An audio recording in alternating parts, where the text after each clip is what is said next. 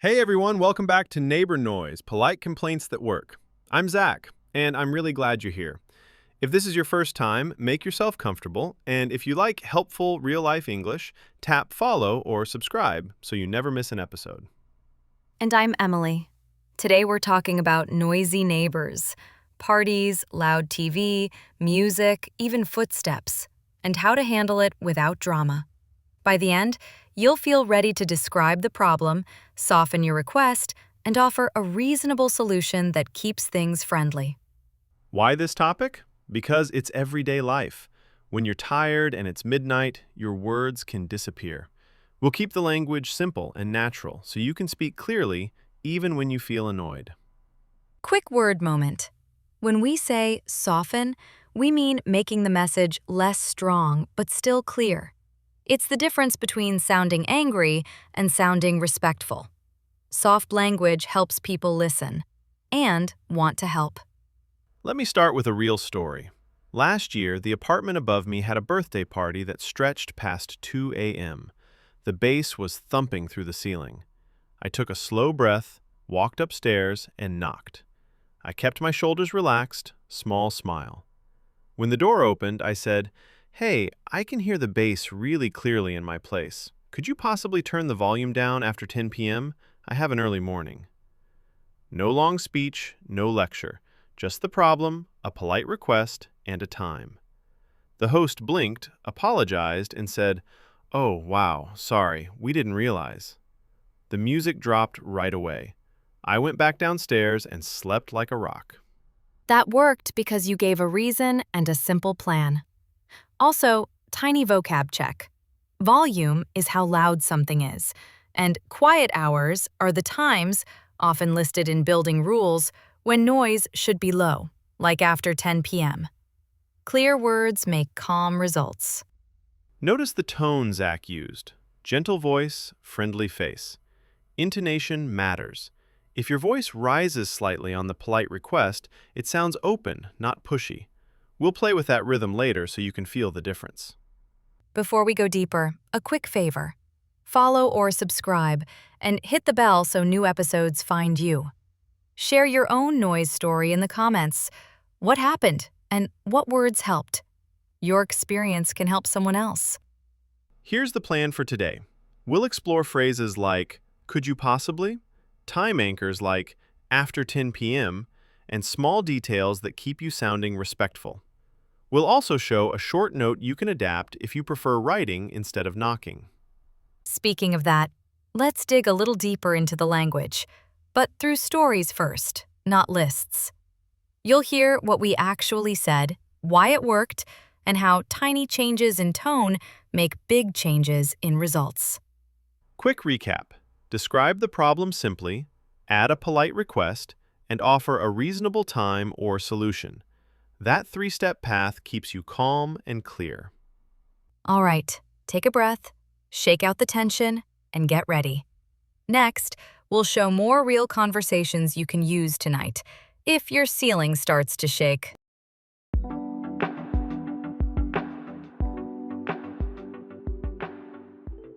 So picture this. A Saturday night. I'm halfway through a movie, and suddenly the ceiling starts to vibrate. Not just music, deep bass, the kind that makes your glass tremble. I checked the time, 10:35 p.m., took a breath and told myself, stay calm, be clear. I slipped on shoes, walked upstairs, and gave a gentle 3-tap knock. I can feel that bass in my chest just hearing you. Quick word tip. Bass means the low, heavy sound in music. So what happened at the door? Party energy is tricky. Sometimes people can't hear their own volume until someone tells them.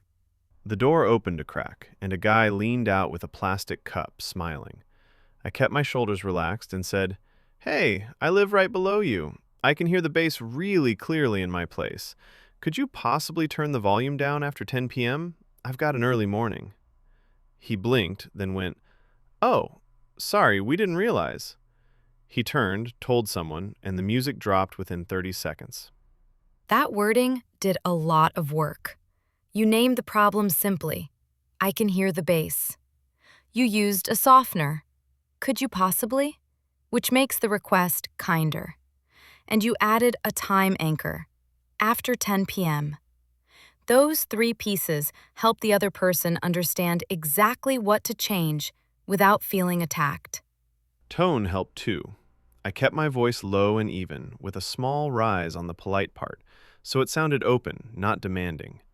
I also kept my hands visible, one open palm, no pointing. Little things. And I didn't add extra complaints. No, you always, no long history. Just tonight's issue and a clear, doable request. Did you have a plan if it didn't work? Because sometimes the door doesn't open, or the music goes quiet for 10 minutes and then climbs again. I'm thinking about those nights when you need sleep and don't want to fight. I did. Plan B was a short, friendly note under the door the next day. Hi, I'm downstairs in 3B. I could hear the TV late last night. Would you mind keeping it lower after 10 p.m.? Thanks for understanding. If needed, Plan C is checking building rules. Many places list quiet hours. I save escalate for last to keep things neighborly. So the takeaway so far: describe the specific noise, use one polite request, and offer a reasonable time or solution. Keep your tone steady, your face friendly, and your message short. Even small words like volume, after 10 p.m., and thanks for understanding can change the whole mood of the conversation. Speaking of mood, the way we shape our sentences and our breaths matters as much as the words. Next, let's zoom in on those softening phrases and intonation tricks so the request sounds calm and still gets results.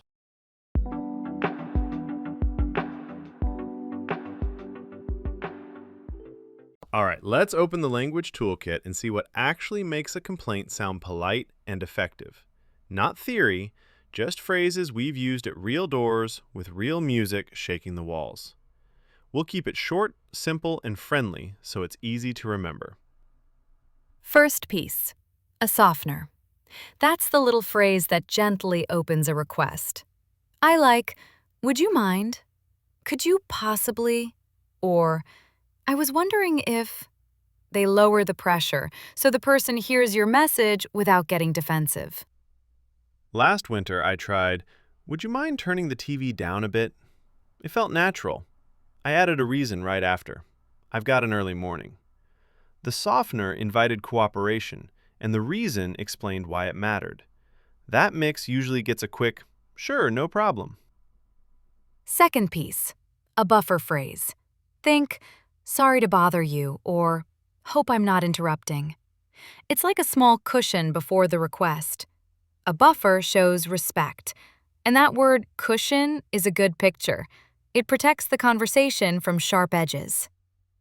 Third piece, I statements. Instead of, you're too loud, I go with, I can hear the bass clearly in my living room. It focuses on your experience, not their character. Also, skip trigger words like always or never. They make people want to argue, not help. Fourth, time anchors. A time anchor sets when the change should happen. After 10 p.m., on weeknights, or just for the next hour. It turns a vague request into a clear one. Reason plus anchor is powerful. I have a meeting early, so after 10 p.m. would be great. Fifth, suggest a small solution. Keep it realistic. Maybe lower the volume. Could you turn the bass down a notch? Or, would closing the window help? I once said, the speaker might be near the wall. Could you slide it a bit? Tiny change, big difference. Sixth, gratitude closers. End with, thanks for understanding. I appreciate it, or that helps a lot. The word appreciate means you value their effort. Add a friendly face, and the whole exchange feels cooperative, not confrontational. Quick sound tip, intonation. Let your voice rise slightly on the request. Could you possibly? And fall on the reason or time, after 10 p.m. That rise says open and polite. The fall says clear and calm. One breath per idea keeps it smooth. Mini recap: buffer, situation, soft request with a time anchor, and a grateful close. Optional bonus: a small solution or compromise. It sounds like, "Sorry to bother you. I can hear the TV. Could you possibly lower it after 10? Thanks. I appreciate it." Simple, specific, respectful. Zach, when you write a quick note instead of knocking, do you keep the same structure? I'm thinking buffer, reason, request, anchor, thanks. Just shorter on paper. Exactly the same. Short lines, friendly tone, one clear request. The structure does the heavy lifting. Speaking of that, next we can show how pronunciation and rhythm carry these phrases so they land gently and still get results.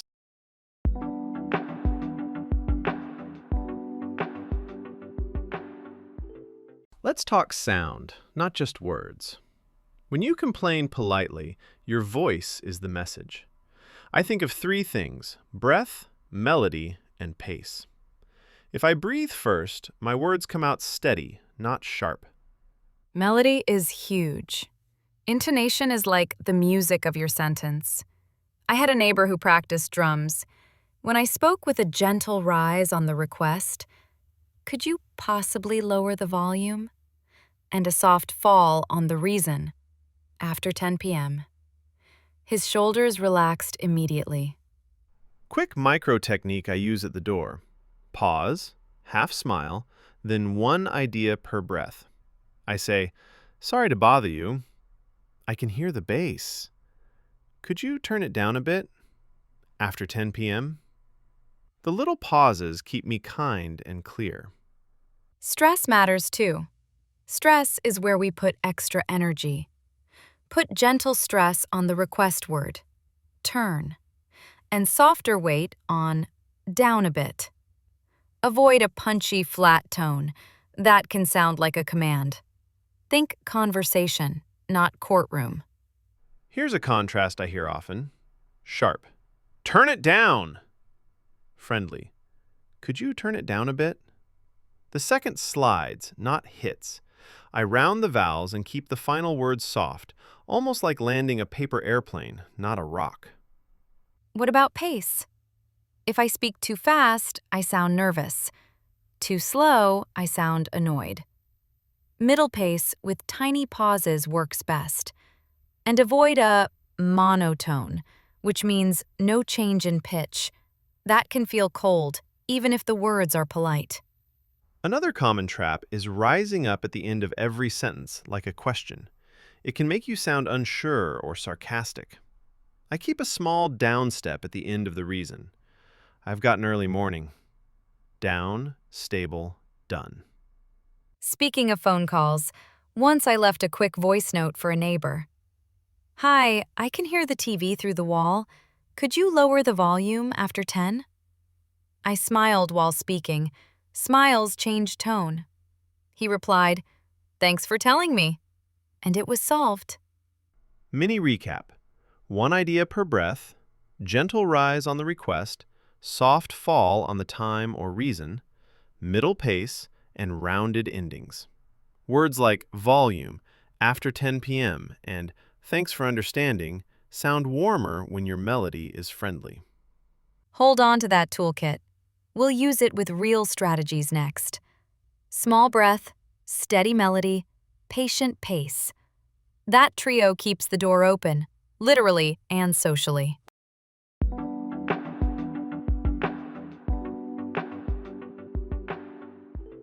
Let's get practical with timing. I try not to knock at the loudest, angriest moment. Midnight adrenaline is a bad coach. If it's urgent, I keep it short and calm. Otherwise, early evening or the next morning works better, when people aren't hyped from a party. Quiet hours, like after 10 p.m., are a helpful anchor, but I still look for a polite window to talk. Same here. When I spoke to my upstairs neighbor, I picked Sunday late morning. Coffee time, relaxed mood. I opened with, "Sorry to bother you," and added, "I noticed the bass last night after 11. That little time detail is gentle evidence. Clear, not confrontational. Evidence doesn't need to be dramatic. I keep a simple note on my phone. Thursday, 11:40 p.m., loud TV. 2 or 3 timestamps show a pattern without sounding like a complaint list. If I need to text the neighbor, I might write, I heard it around 11:30 the last 2 nights. Facts, short, neutral. Sometimes I describe where I hear it. It's strongest in my bedroom by the wall. That word strongest helps focus the solution. And if I think I know the cause, I'm careful. I think the speaker might be near the wall. Maybe sliding it a bit would help? It's a suggestion, not a blame. Suggesting solutions is the secret sauce. I've offered options like lower the volume, reduce the bass, close a window, or stop rolling chairs after 11. I once brought felt pads for chair legs, tiny sticky circles, and said, these might help with the scraping. 5 minutes later, silence and a smile. I like giving 2 options, not 10. Could you lower the bass a bit or move the speaker off the shared wall? 2 choices feel easy. Also, that word shared wall is useful. It means the wall we both use between our apartments. Here's a simple structure I follow. Ask, suggest, confirm. Ask, would you mind turning it down after 10? Suggest, moving the speaker could help. Confirm, thanks for trying that, really appreciate it. That last line is important. Appreciation builds teamwork. And follow-up matters. If the change works, I send a quick thank you note. Last night was much better. Thanks again. Positive feedback locks in good habits. If it slips again, I refer back gently. It was great on Tuesday. Could we keep it like that after 10? What if there's no response? I try 2 attempts, one at the door, one written. Then I check building rules for quiet hours and contact the manager politely, using the same calm language and my timestamps. No long story, just facts and a solution request. One more human detail. Your face and body are part of the strategy. Neutral eyebrows, relaxed shoulders, one open hand, not pointing. Even when you mention evidence, keep the voice soft. The goal is cooperation, not victory. Quick recap. Choose a calm time. Use light evidence like timestamps and place words, bedroom wall. Offer 1 or 2 realistic solutions and end with appreciation. Short, specific, respectful. That combo turns a complaint into a conversation. Speaking of combos, next, we'll put all of this into short dialogues you can adapt. So the timing, the evidence, and the solution line up smoothly when the door actually opens.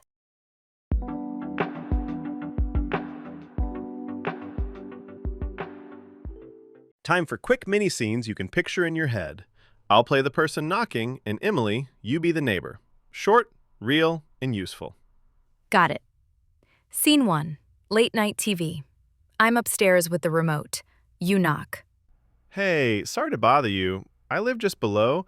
I can hear the TV clearly in my bedroom. Could you possibly lower the volume after 10 p.m.? I've got an early morning.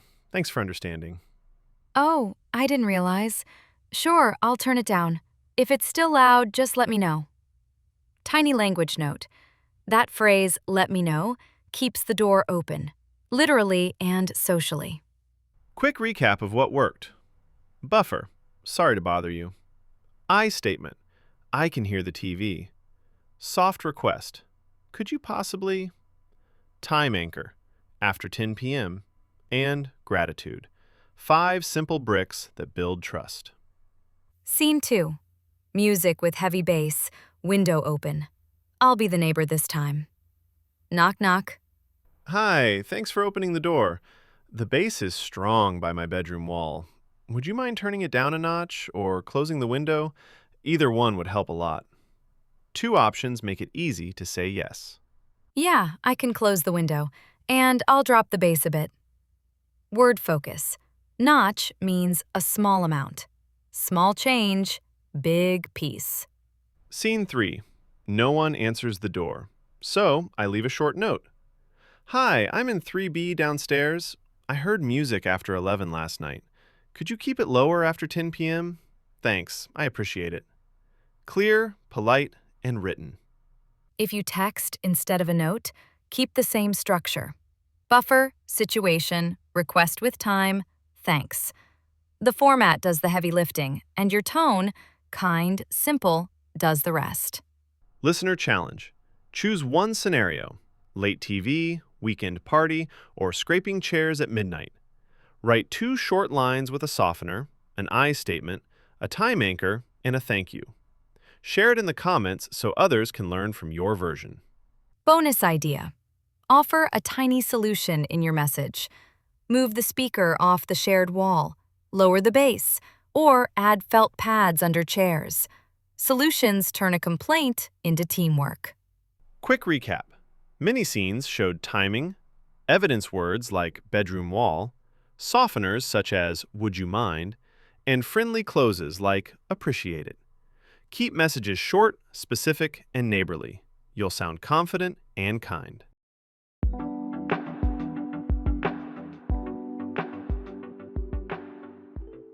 Before we close, let's tie the threads together. Describe the noise simply. Soften the request. Set a time like after 10 p.m. Offer a small solution and end with gratitude. That's the calm path that actually works. My final tip? Choose your moment and your breath. If you can, talk when people are relaxed. Start with a buffer, like, sorry to bother you, and let one idea flow per breath. Your voice is part of the message. Be specific and brief. The bass is strong by my bedroom wall is clearer than you're so loud. Light evidence, 1 or 2 timestamps, helps without sounding like a report. Keep it friendly, keep it short. Offer an easy fix. Lower the volume, reduce the bass, close the window, or move the speaker off the shared wall. 2 options feel cooperative. And when you say, I appreciate it, you're saying you value their effort. That word, appreciate, matters. Quick win I had this month. I followed up with a tiny thank you note. Last night was much better, thanks. The next weekend was quiet again. Appreciation grows good habits. And honestly, it felt good to be neighborly. If it doesn't change, stay calm and go step by step. Try a written message, then check building rules for quiet hours. Then contact the manager with the same clear language. If a situation feels unsafe, don't knock. Use written channels only. Keep a tiny script on your phone. Sorry to bother you. I can hear the TV. Could you possibly keep it lower after 10 p.m.? Thanks for understanding. 1 breath per line makes it sound relaxed and respectful. Challenge for you. Write your 2-line message for your real situation: late TV, weekend party, or scraping chairs. Use a softener, an I statement, a time anchor, and a thank you. Share it in the comments to help someone else. If today's talk helped, follow or subscribe, and tap the bell so the next episode finds you. Send this to a friend who's dealing with noisy walls. They'll thank you tomorrow morning. Last thought. Kindness is not weakness. It's smart communication. A steady breath, a clear request, and a small solution turn conflict into cooperation more often than you think. Thanks for spending time with us today. Sleep well, speak gently, and we'll see you next time.